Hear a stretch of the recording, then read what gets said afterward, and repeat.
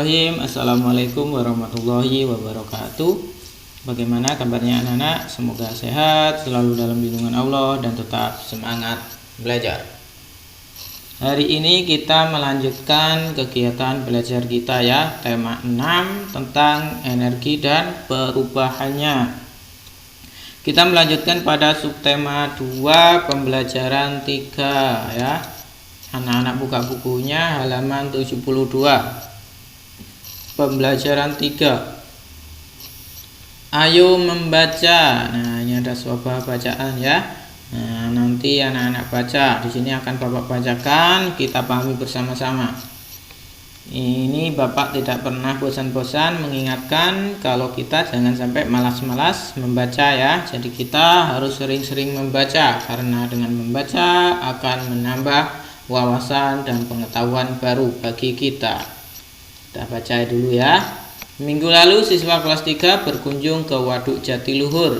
Waduk tersebut terletak di Purwakarta, Jawa Barat. Murid-murid senang sekali. Hari ini mereka masih membicarakan kegiatan tersebut. Berikut ini percakapan mereka. Selamat pagi teman-teman, sapa Siti kepada teman-temannya. Selamat pagi juga Siti, sahut teman-teman Siti. Bagaimana kabar kamu Siti? Apakah kamu sudah sembuh? Sudah, terima kasih doanya teman-teman, jawab Siti. Oh ya, bagaimana kunjungan ke Waduk Jatiluhur kemarin? Menyenangkan tidak teman-teman? Sangat menyenangkan, banyak ilmu yang didapat, jawab itu. Ilmu apa tuh? Tanya Siti. Ternyata waduk itu dapat menjadikan pembangkit listrik, jelas itu. Iya, makanya Waduk Jatiluhur itu disebut sebagai waduk untuk PLTA, yaitu pembangkit listrik tenaga air. Tambah Udin, mengapa disebut pembangkit listrik tenaga air? Tanya Siti lagi. Karena energi listriknya berasal dari tenaga air. Bagaimana caranya energi air menjadi energi listrik? Siti semakin ingin tahu. Nah, itu percakapan Siti dengan teman-temannya ya setelah mengunjungi Waduk Jatiluhur, yaitu di tempat pembangkit listrik tenaga air. Jadi dalam waduk itu mengubah energi air menjadi energi listrik ya. Namanya PLTA, pembangkit listrik tenaga air. Energi gerak air akan memutar alat yang disebut turbin. Lalu turbin menggerakkan generator listrik. Bergeraknya generator listrik inilah yang akan menghasilkan energi listrik, jelas Udin. Listrik yang dihasilkan kemudian disalurkan ke gardu-gardu listrik. Nah, ini menambahkan. Nah, dari gardu-gardu itulah listrik disalurkan ke rumah-rumah atau kantor-kantor. Itu melengkapi. Jadi seperti itu prosesnya ya. Dari air yang berputar ya, air tersebut dari gerakan air akan memutar alat yang disebut turbin. Turbin tersebut lalu menggerakkan generator. Nah, dari generator itulah nanti akan menghasilkan energi listrik. Oh begitu ya, terima kasih ceritanya ya teman-teman, ujar Siti kepada teman-temannya. Begitulah keseruan pembicaraan Siti dengan teman-temannya. Dari pembicaraan mereka kalian mendapat informasi tentang manfaat waduk sebagai pembangkit listrik. Nah itu ya, jadi waduk ya yang diolah airnya bisa diubah menjadi energi listrik. Selain sebagai pembangkit listrik, waduk juga digunakan untuk keperluan lainnya seperti irigasi atau pengairan sawah, perikanan, dan juga sebagai tempat wisata. Betapa besar manfaat waduk. Oleh karena itu dapat dibayangkan apa yang akan terjadi jika waduk kering. Sawah-sawah akan kekeringan dan persediaan energi listrik menjadi berkurang. Sekarang coba pikirkan apa akibatnya jika tidak ada listrik, apa pula akibatnya jika sawah kering. Nah, nanti anak-anak bisa pikirkan kira-kira kalau kita tidak ada listrik seperti apa. Nah, kalau sawah-sawah itu kering seperti apa akibatnya. Nah, nanti dipikirkan ya. Kalian telah membaca wacana di atas, jawablah pertanyaan-pertanyaan berikut, kerjakan di buku tugasmu. Ini tugas untuk anak-anak kerjakan di rumah ya.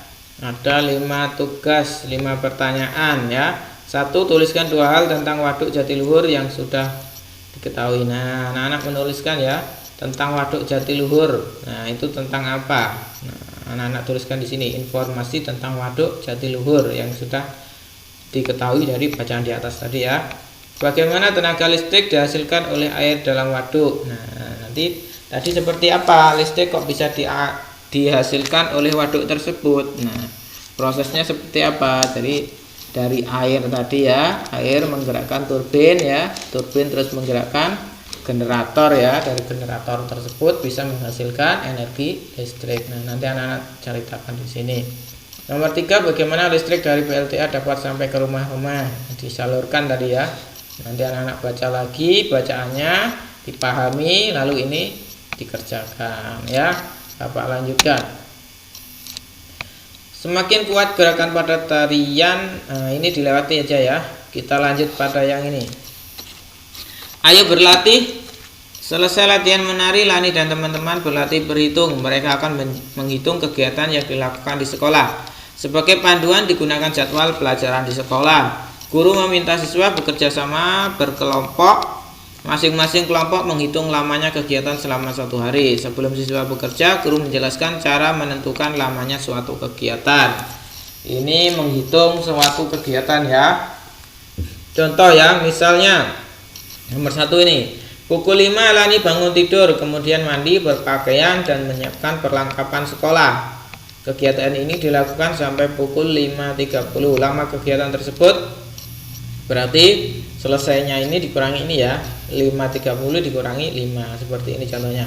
5.35 atau jam 5:30 dikurangi jam 5.00, berarti hasilnya 30 menit. Jadi lama waktu yang diperlukan adalah 30 menit. Nah, seperti itu ya. Jadi dari Lani bangun tidur, terus mandi, pakaian, dan menyiapkan perlengkapan sekolah membutuhkan waktu selama 30 menit. Ayah pergi bekerja, nomor 2 nih ya. Ayah pergi bekerja pukul 7.30. Ayah pulang dari kantor dan sampai di rumah pukul 18.00. Lama ayah bekerja dan waktu yang diperlukan dalam perjalanan adalah, nah ini pukul 18.00 ini sama dengan jam 6 apa? 6 sore ya. Nah, sore menjelang malam. Cara mengurangkannya dari sini dikurang ini ya. Ini contohnya 8.00 dikurangi 7.30 ya. Diambil 1 jam dan diubah menjadi satuan menit. 1 jam sama dengan 60 menit. Nah, ini diambil 1 ya. Ini kan kalau seperti ini nggak bisa dikurangkan. Ini kan 0 kurang 0 0 ya. 0 kurangi 0 0. Terus 0 dikurangi 3 kan nggak bisa. Nah, caranya adalah dengan ini 18.00 ini kita kurangkan 1. Nah, 1 jam kan 60 menit, berarti ini menjadi 17 ini ya. Jadi seperti ini, 17 lebih 60. Nah, 17.60 ini dikurangi dengan 7.30 seperti ini ya. Jadi 0 dikurangi 0 0, 6 kurangi 3 3, 7 kurangi 7 0, 1 seperti ini. Jadi ayah bekerja selama 10 jam lebih 30 menit. Seperti itu, paham? Kalau belum paham nanti ditanyakan ya, Bapak kasih penjelasannya lagi. Adakah cara lain yang kamu ketahui untuk menghitung lama waktu ayah bekerja? Berikut ini adalah jadwal kegiatan harian Lani. Berdasarkan tabel berikut, tentukan lama masing-masing kegiatan. Nah, ini ada kegiatan ya. Anak-anak menghitung ini ya. Misalnya contoh nomor 1. Kegiatan mandi pagi, berpakaian, dan menyiapkan peralatan sekolah dari jam 5 sampai 5.30. Jadi lamanya sama dengan 30 menit. Waktu yang dibutuhkan untuk sarapan dari jam 5.30 sampai jam 6. Berarti berapa? Nah, jam 6.00 ini dikurangi 5.30. Nah, jadi ini sama dengan 30 menit. Perjalanan ke sekolah, nah, dari 6.10 sampai ke 6.30. Berarti 6.30 dikurangi 6 lebih 10, hasilnya sama dengan 20 menit. Seperti itu ya. Nanti coba anak-anak hitung ini semua. Caranya mengikuti cara yang ini dan ini ya. Anak-anak pahami dulu, nanti kalau belum paham tanyakan ke Bapak nanti ya. Oke, sekian pembelajaran hari ini ya. Kita tadi mempelajari tentang apa? Perubahan energi air ya. Energi air menjadi energi listrik yang terjadi pada waduk Jatiluhur ya. Di aliran air tersebut dialirkan ke dalam waduk, lalu air tersebut menggerakkan turbin, Turbin menggerakkan generator ya. Dari generator tersebut akan menghasilkan aliran listrik. Aliran listrik lalu disalurkan ke gardu. Gardu listrik dari gardu-gardu tersebut disalurkan ke rumah-rumah atau ke kantor-kantor. Jadi seperti itu ya proses perubahan energi yang terjadi pada waduk atau PLTA, pembangkit listrik tenaga air. Sekian pembelajaran hari ini, semoga bermanfaat. Walaupun di rumah harus tetap semangat belajar.